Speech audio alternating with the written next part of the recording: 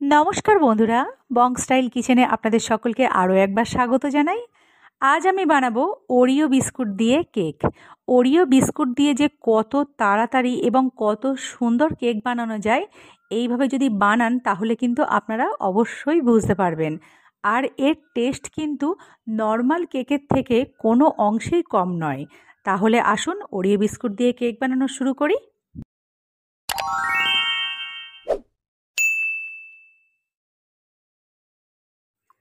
তো বন্ধুরা, এই কেকটা বানানোর জন্য এখানে আমি 10 টাকা দামের 5 প্যাকেট ওরিও বিস্কুট নিয়ে নিয়েছি। এবার প্রত্যেকটা বিস্কুটের মুখটা আমি কাঁচি দিয়ে কেটে নেব এবং প্যাকেট থেকে বিস্কুটগুলোকে প্রথমে আমি বের করে নেব।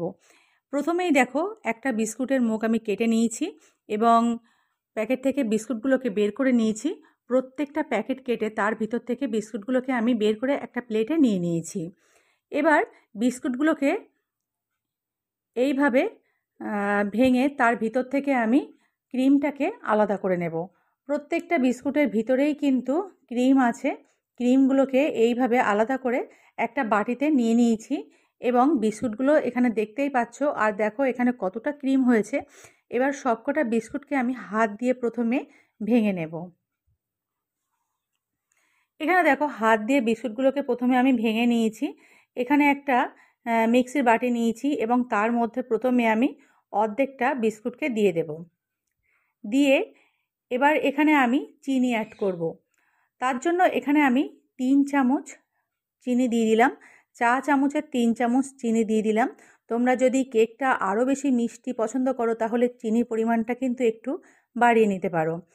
আবারও দেখো, অর্ধেকটা বিস্কুট তার ভিতরে চিনি দিয়ে এবারে এগুলোকে আমি গুঁড়ো করে নেব। আগে কিন্তু বিস্কুটগুলোকে গুঁড়ো করে নিয়েছি, তার ভিতরেই পরের বিস্কুটগুলোকে ঢেলে দেব। এখানে দেখো, কিছুটা গরুর দুধকে আমি আগে থেকে জাল করে নিয়েছি এবং দুধটা কিন্তু এখন উষ্ণ গরম আছে। সেই দুধটাকে দিয়ে ব্যাটারটাকে আমি প্রস্তুত করে নেব। বিস্কুটের গুঁড়োর মধ্যে অল্প অল্প করে দুধ দিয়ে এখানে মাঝারি ঘনত্বের একটা ব্যাটার তোমরা প্রস্তুত করবে, যেটা কিন্তু খুব পাতলা হবে না, আবার খুব মোটাও হবে না। মোটামুটি মাঝারি ঘনত্বের একটা ব্যাটার প্রস্তুত করে নেবে। ব্যাটারের ঘনত্বটা দেখো এইরকমই হবে, যেটা কিন্তু খুব হালকা না, আবার খুব মোটাও না। কেক বানানোর জন্য যেমন ব্যাটার হয় ঠিক সেই রকম। এবার এখানে আমি 2 ফোঁটা ভ্যানিলা এসেন্স দিয়ে দেব। ভ্যানিলা এসেন্স দেওয়ার পর একটা হ্যান্ড উইক্সের সাহায্যে আবারও একটু সময় নিয়ে মিশিয়ে নিতে হবে। এখানে আমি 1 চিমটে খাওয়ার সোডা দিয়ে দিলাম। তোমরা চাইলে কিন্তু এখানে ইনো দিতে পারো, 1 প্যাকেট ইনো দিতে পারো। তাহলে কিন্তু কেকটা আরও ভালো হবে, ভীষণই ভালো হবে। এখানে দেখো, একটা কেকের মোল্ড নিয়েছি এবং তার মধ্যে আমি কিছুটা রিফাইন তেল দিয়ে মোল্ডের নিচে এবং গায়ে খুব ভালোভাবে তেলটাকে মাখিয়ে নিলাম। এখানে দেখো, কেক মোল্ডের নিচের মাপ অনুযায়ী একটা পেপার আমি কাট করে রেখেছি। সেই পেপারটা নিচে দিয়ে খুব ভালোভাবে এইভাবে চেপে চেপে সেট করে নেবে। তোমরা কিন্তু চাইলে বাটির চারপাশেও পেপার লাগিয়ে নিতে পারো, আমি কিন্তু এখানে লাগাচ্ছি না। এবারে কেক মোল্ডের ভিতরে ব্যাটারটাকে আমি খুবই সাবধানে ঢেলে দেব। ঢালা হয়ে গেলে এইভাবে হাত দিয়ে দুবার তোমরা ট্যাপ ট্যাপ করে নেবে, যাতে ভিতরে কোনো বায়ু না থাকে। এখানে দেখো, গ্যাসটা অন করে হাই ফ্লেমে দিয়ে একটা কড়াই চাপিয়েছি এবং কড়াইয়ের মধ্যে আমি বেশ কিছুটা লবণ দিয়ে দিয়েছি এবং 10 মিনিট কিন্তু আমি এটা খুব ভালোভাবে হিট করে নিয়েছি। তারপর একটা টিফিন কোটোর ঢাকনি বসিয়ে দিলাম। তোমরা কিন্তু চাইলে এখানে স্ট্যান্ড দিয়ে দিতে পারো। তারপর কিন্তু তার উপরে কেক মোল্ডটা দিয়ে দেব এবং ফ্লেমটাকে লো করে দিয়ে আমি 20 মিনিট মতো রেখে দেব।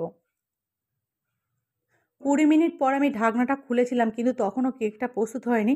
ওই জন্য আরও 5 মিনিট আমি রেখে দিয়েছিলাম। টোটাল 25 মিনিট পর আমি ঢাকনাটা খুলে তোমাদেরকে দেখাচ্ছি। গ্যাসটা কিন্তু অফ করে দিয়েছি।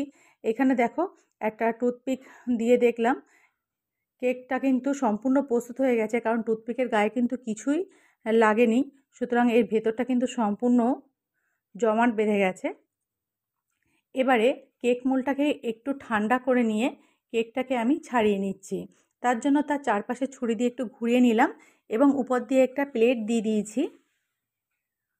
প্লেটের উপরে বসিয়ে কেকটাকে প্রথমে ঢেলে নেব এবং উপর থেকে যে কাগজটা আমি দিয়েছিলাম সেই কাগজটা কিন্তু উপর থেকে এইভাবে তুলে দেব। কাগজটা তুলে দেওয়া হয়ে গেলে কেকটাকে সোজা করে নিয়ে দেখাচ্ছি। দেখো কেকটা কত সফট হয়েছে আর কত সুন্দর হয়েছে, খেতেও কিন্তু ততখানি ভালো হয়েছিল। এখানে দেখো যে ক্রিমটা আছে সেই ক্রিমের মধ্যে সামান্য একটু দুধ মিশিয়ে এবার ক্রিমটাকে খুব ভালোভাবে আমি ফেটিয়ে নেব। তবে দুধটা যেন অবশ্যই একটু হালকা গরম হয়। একবারে ঠান্ডা দুধ দিয়ে কিন্তু ক্রিমটাকে এইভাবে ফেটাবে না, একটু হালকা গরম দুধ দিয়ে কিন্তু ক্রিমটাকে খুব ভালোভাবে ফেটিয়ে নেবে।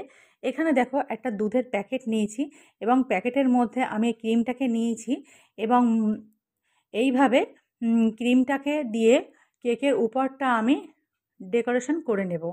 দেখো কত সুন্দরভাবে ক্রিমটা দিয়ে কেকটা আমি ডেকোরেশন করে নিচ্ছি। এবার উপর থেকে একটা ওরিও বিস্কুট আমি দুভাগে ভাগ করে নিয়েছি, সেই বিস্কুটটাকে আমি দিয়ে দেব। তাহলে তোমরা দেখতেই পেলে যে কত সহজে ওরিও বিস্কুট দিয়ে একটা সুন্দর কেক চটজলদি প্রস্তুত করা যেতে পারে এবং এটা খেতে কিন্তু ততখানি সুন্দর হয়েছে। আশা করছি আজকের এই ওরিও বিস্কুটের কেকের রেসিপি তোমাদের ভালো লেগেছে। যদি ভালো লাগে তাহলে অবশ্যই লাইক কমেন্ট করো আর আমার চ্যানেলটি সাবস্ক্রাইব করে আমার পাশে থাকার জন্য তোমাদের সকলকে অনুরোধ করছি। তোমরা সকলে ভালো থেকো, সুস্থ থেকো। নতুন একটা ভিডিও নিয়ে আমি খুব তাড়াতাড়ি হাজির হব।